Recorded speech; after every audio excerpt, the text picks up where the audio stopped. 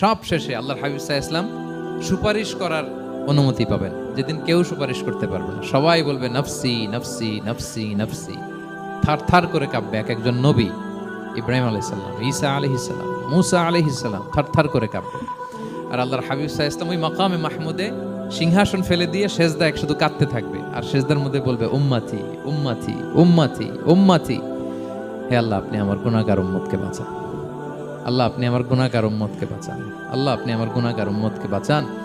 আল্লাহ তাআলা এটা সহ্য করতে না পেরে জিবরাইল আলাইহিস সালামকে বলবেন যে ওয়াসআলহু মা ইউবকিক, জিবরাইল যাও জিজ্ঞেস করো তো আমার বন্ধু এত কাঁদে কেন, কি চায় জিজ্ঞেস করো। আল্লাহর হাবিব সাল্লাল্লাহু আলাইহি ওয়াসাল্লাম বলবেন আল্লাহুম্মা উম্মতি উম্মতি, আল্লাহ আমার উম্মতকে বাঁচান, আমার গুনাহগার উম্মতকে বাঁচান। আল্লাহ তাআলা এবার জিবরাইল মারফত বলবেন যে ইযহাব ইলা মুহাম্মদ সাল্লাল্লাহু আলাইহি ওয়াসাল্লাম, যাও মুহাম্মদের কাছে যাও, ওয়াকুল লাহু, তাকে বলো দুনিয়াতে যেমনি কখনো কষ্ট পেতে দেই নাই, বারবার তাকে হ্যাপি করেছি, খুশি করেছি,